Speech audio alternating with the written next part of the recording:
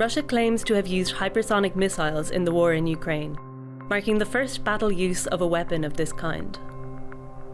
A hypersonic weapon can travel over 5 times the speed of sound, change trajectory mid-course, and has the potential to evade traditional radar detection.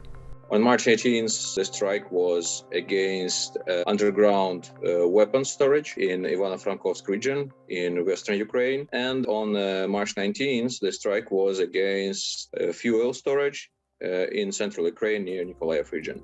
China was the first country to publicly unveil its version of a hypersonic weapon, a DF-17, showcased during a national military parade in 2019. But how do hypersonic weapons differ from the weapons that already exist? And why are some of the world's biggest military powers set on developing them? The reason that people are interested in this type of system is in large part because it can fly low underneath radar, basically, take advantage of the curvature of the Earth. It reduces detection time. There's a big difference between what we would call a ballistic missile, which in some respects is a hypersonic weapon, and the new hypersonic missiles that are being developed now. Ballistic missiles, they get fired very, very high up into space, out beyond orbit, on a parabolic arc, and then they come down in a predictable spot. You can almost think about it like firing a cannon or throwing a rock. It's going to just follow that same type of path. We have our entire defense network set up to track these things as they go up into space, and we can predict where they go.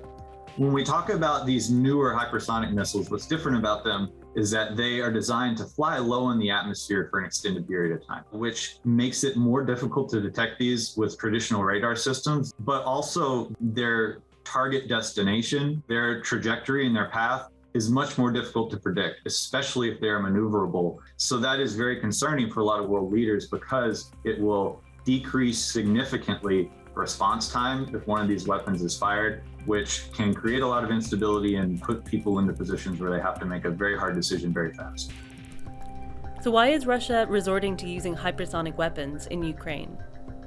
In case of the strike against the hardened underground weapons storage or munitions depot, there seems to be a very real military mission for that, especially given that it is located quite far from the front line and from the places where Russian strike systems are actually deployed. And you need something fast, something that can strike deep under the ground to actually have a success. So there is military value. In second case, probably less so, although there was value from the operational perspective, from the testing exercise perspective. And unfortunately, the biggest takeaway is that as, for example, Syria or other countries before became a test bed for all sorts of weapons because of the ongoing conflict. Now the same fate is experienced by Ukraine. And well, actually, this is a catastrophe for everyone, for all of Europe and for Russian and Ukrainian people alike. Now, some experts are calling the drive to acquire this type of weapon a new kind of arms race. Our own pursuit of hypersonic capabilities is real, it's tangible, and we are absolutely working towards being able to develop that capability. Будем и дальше развивать перспективные системы вооружений, включая гиперзвуковые и основанные на новых физических принципах. 美国发展高超音速武器，意欲何为？又是出于什么理由担心别的国家呢？ I think definitely there will be greater demand to speed up such developments, but also not only the development of hypersonic strike systems, but also defensive systems tailored against hypersonic threats, against hypersonic weapons. And actually,